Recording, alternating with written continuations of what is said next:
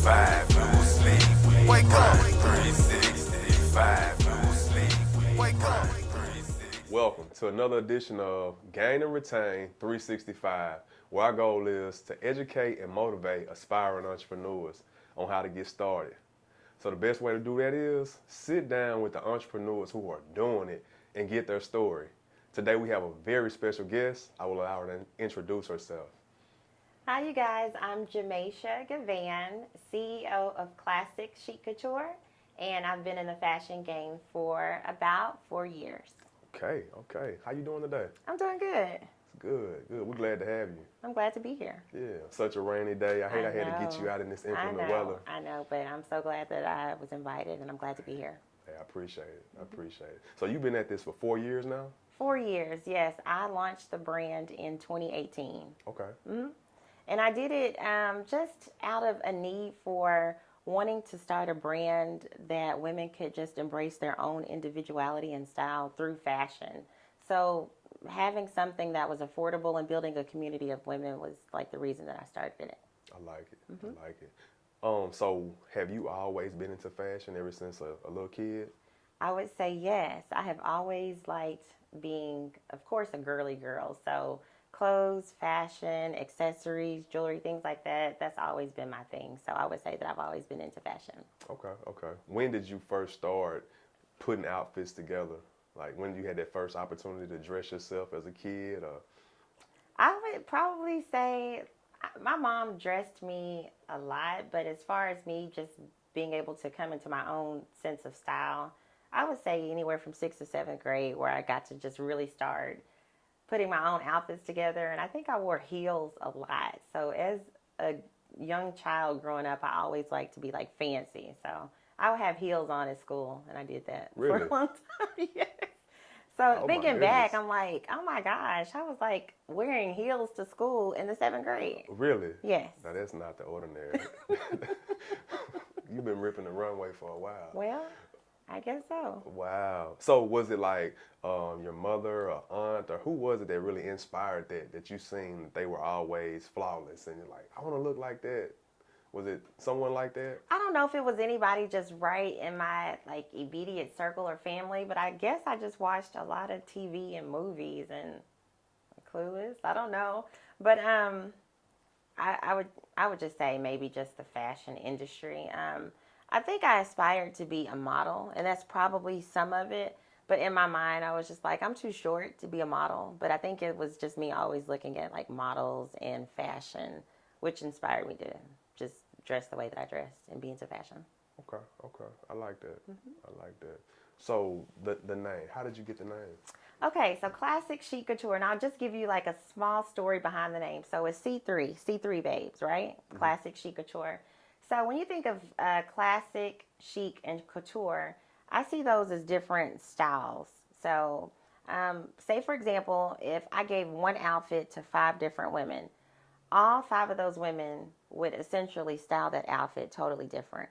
So classic would be a style, chic would be another style, and couture could be another style. So that's kind of the way that I came up with that, and C3 Babe just made sense, so that's how I came up with the name. I like it. So you're not missing any category. I am not missing any category. Okay. However you feel, like literally anything on the site, you can style it to be classic, chic, or couture, just depending on, your own personality. Wow, I like the name. That's cool. Thank you. So we got started in 2018, correct? Yes. Okay, what was the first step to starting this brand? Well, I would say the first steps, and with any brand, you want to kind of like do your research and just know what it is that you want to do. And then just do some research on similar brands and the competition, and kind of like I read backstories of what different fashion brands did, or kind of like how they started, as much information as I could find online. And of course, you have to prepare and get a plan and set a goal. And I always talk about goal setting. But without a plan or a goal, it's going to be hard to accomplish anything. So I just knew that I had to know exactly what area I wanted to be in as far as women and what type of clothing.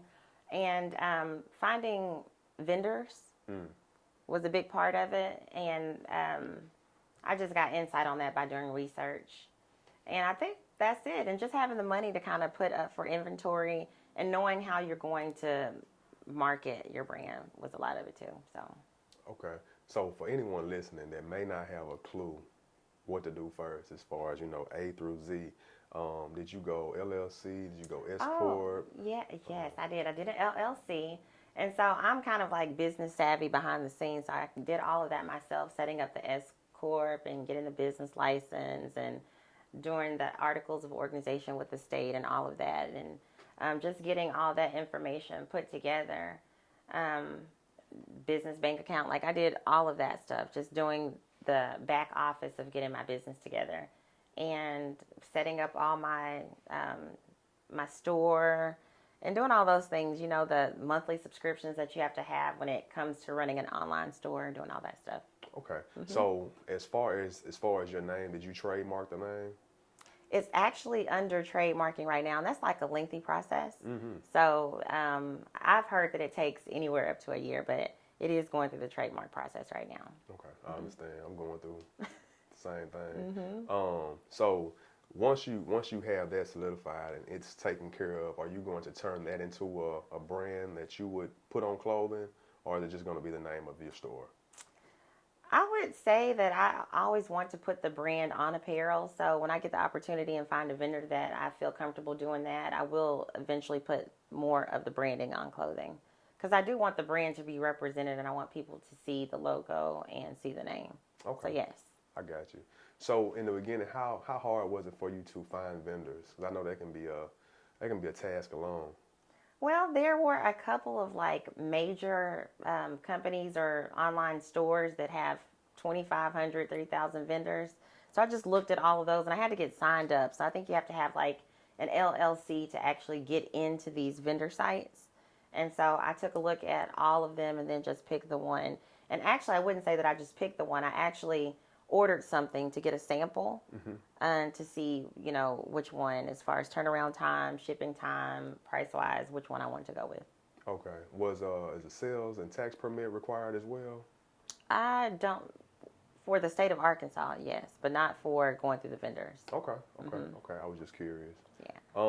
So I'm curious, are the vendors in state, out of state? My vendors are out of state. Out of state? Okay. But in the United States, so our clothing does come from the United States. That's good to know. I know a lot of people, they get their product from out of state, a lot of times China and different countries, so I was just curious. Is it for a reason of better pricing? What would you think? To me, I would say for me, just maybe shipping and handling time, and then just kind of being able to actually contact somebody and talk to a vendor. I think that's important for me. So sometimes if I'm looking at something and I see it, or if I have a specific question, or if I can get something in a different color, or how many units I can get of a certain item, I want to pick up the phone and call the vendor. So with the vendors being in the States, I have the opportunity to do that. That's good, and I can see why that's convenient. Right. Curious, are you hands-on with all of the product, or are you outsourcing to a drop shipping? I am hands-on right now with all of the product. I have looked at third-party fulfillment. When I get bigger, that's something possibly, but of course that is going to eat into the profits a little bit. But when I get that big, I may or may not need third-party fulfillment. But right now, I am shipping everything out on my own. Okay. Now, how has that been? Well, it hasn't been extremely crazy, but the inventory can, you have to have an organization process when it comes to inventory. Because when those orders come in, if you don't know where everything is, it can get complicated. So I have come up with a process that has made it a little bit smooth for me. So it's not as bad as it could be. Okay. I know it gets hectic sometimes, especially during the holidays and things like that. Yes. So since you've been in business, what has been your best season? I would actually say that my best season has ironically been after the pandemic. And I don't know if to call it a season, but after the pandemic, people started, of course, shopping online more. And since my store is an online-only store, I was able to kind of get strategic with marketing, offer free shipping, and I saw the sales increase after I did that. So I would just say after the pandemic, the sales went up. Okay, okay. So that first year, 2018, what would you say? What would you say the profit was as far as revenue? I don't know specifically what the profits were. I'm not sure. Okay, okay. You know, the first 2 3 years in business, no one really expects to see profit. This is true. But I was just curious if you were one of the few that did. Actually, no. With my cost I actually put a lot of money into my inventory, so I did not see big profits at first. And I'm sure a lot into marketing and advertisement. Yes, a lot into marketing advertisement. And I would say for any business owner or new business owner that you cannot be super consumed with the profits up front, because a lot of my focus is building the brand, and I'm okay with that. I'm comfortable with knowing that my profits are not going to skyrocket until I've established a credible brand and a trustworthy brand, and people have been able to experience the brand, get the clothing, see the quality, and just kind of like know what Classic Chic Couture is. So it's not all about, for me, it's not about the sales just yet. It's really about brand awareness. I got you. I got you. Creating awareness and just building relationships. Yes. I like that. I like it. So I'm curious, what are some of your dreams, goals, and aspirations for your brand moving forward? I would say one of my biggest dreams, and I am a person that is big on impact and change and giving back to the world. So one of my biggest dreams for Classic Chic Couture is being able to partner with a nonprofit to be able to help provide clean water in Africa. That's something that I really want to do. So a portion of all of my sales eventually will be going to give back to a nonprofit to help do that. And I did say that I wanted to build a tribe or community of women that kind of support each other, embrace their body positivity, and promote self-love throughout the community of women. But I want to encourage women to go for their goals and their dreams. And eventually, I want my company to be public, so the C3 Babes can actually be a part of the company and own a part of the company. I like that. I like that. That's big. Didn't ask you this. As far as in the beginning, when you were building the brand, right? What methods did you use to gain consumers? I would say social media has been one of my best friends, and that's just because I'm on social media.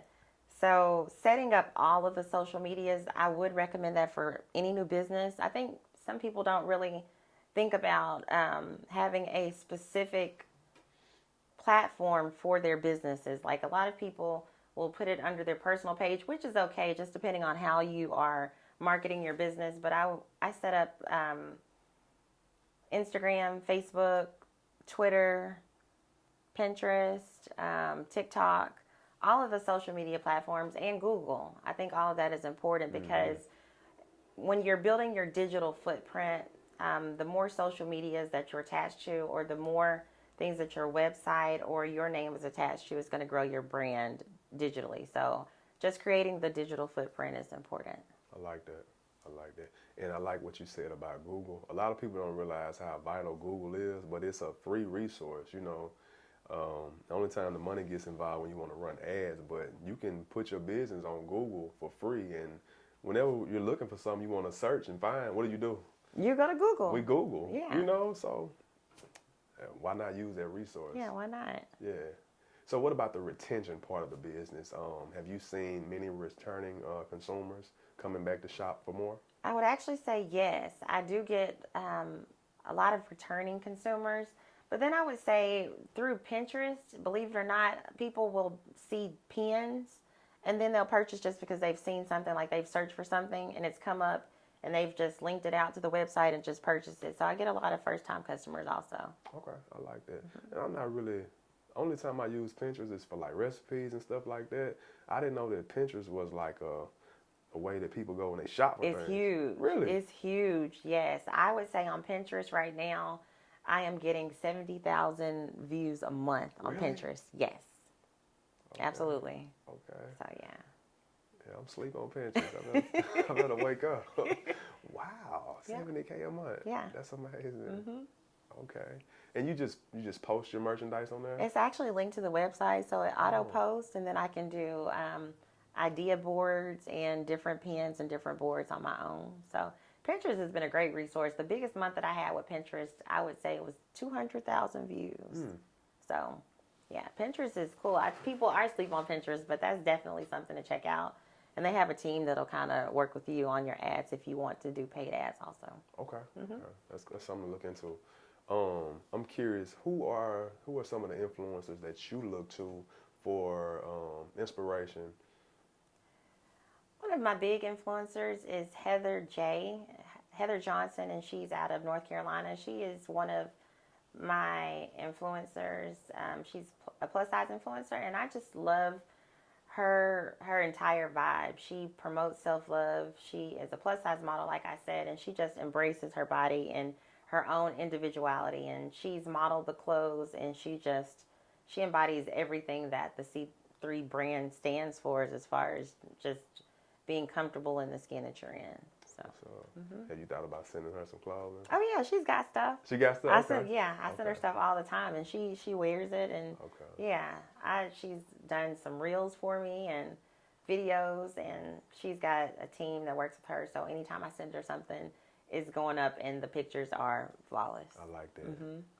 A lot of people that have brands and stuff, they don't realize like you're only a picture away from going viral and being sold out. If the right person wears your stuff, then it's up. You know what I mean? Yeah. Yeah. I send people stuff all the time. Here, wear this. Right. Take a picture. And all they got to do is at you in it. That's it. Just tag me. That's the great thing, the power of social media, that it is like everybody's everyday life. We always have our phone. People are always spending so much time on social media. So why not market your brand on social media? True. And social media is a gift and a curse at the same time, but let's utilize it to the best of our ability. Yeah. So I'm curious, what were some of the trials and tribulations that you experienced in the beginning when you started this journey? It's been a lot of different things, and it's just like an evolving process. But in the beginning with the website, that was a lot for me because I'm not very technical when it comes to like building a website. So I had to have somebody help me with the website, and my website is coded, so I can't do a lot of things to my own website. So that was a challenge, just being able to get things updated and uploaded and changed out in the verbiage. And I will say another thing that's been very interesting, and I don't say this enough, but my entire team is across the country. So I literally work with people that I have never seen before. Okay. So the person who built my website, the only person that I do know, my blog, my writer, is local, but everybody else is in a different state. Okay. So once we get extremely big, maybe we'll have like a meeting or a retreat together. But right now, and I just think that speaks like volumes, because just being able to bring a team of people together to work towards one common goal is absolutely amazing. And I'm just thankful for the people that have like listened to my vision and can see my vision and are willing to say, hey, we'll go with you to help you on this journey. I like that. That's deep. That's deep. What words of encouragement would you give anyone listening that has the desire to, start a business, be an entrepreneur, get started in whatever industry it is? What would you tell them? I would say one of my favorite things is I dream in color.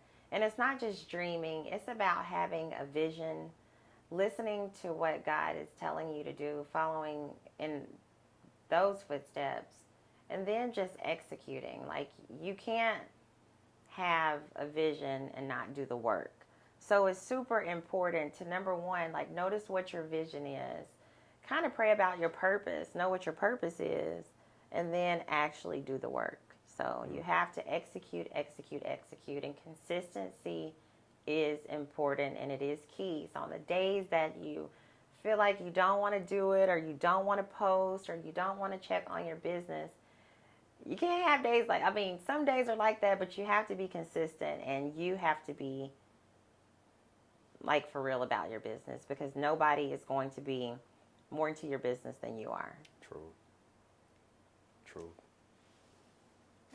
Any upcoming projects, anything that you have that you want to share with the world? Well, I am working on, well, I'll be doing a modeling call because we're going to be shooting a new line, a new collection for the summer. And so that's something that I will be posting on the social media pages. I'm just doing a model call for the Central Arkansas area. Okay. So models can come and we're going to do a full day of content creation. So I'm going to rent out a studio, have a content creation day, and it's going to be a great day. So just look for that on ClassicChicCouture.com and all of our social medias.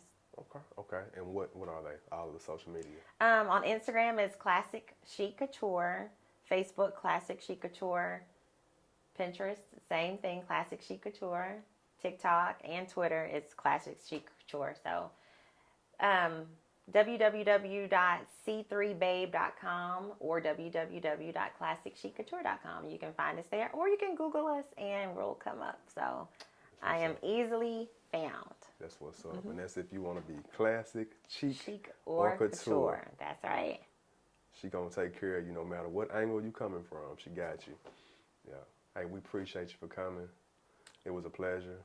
Yes, thank you so much for inviting me. I mean, I absolutely love what you're doing, and just thank you for doing this because entrepreneurs across the globe need to have insight on becoming good entrepreneurs. So thank you. Thank you. And we wish you well on all your future endeavors. Thank you. All right. 365, no sleep. Wake up. 365, no sleep. Wake up. 365.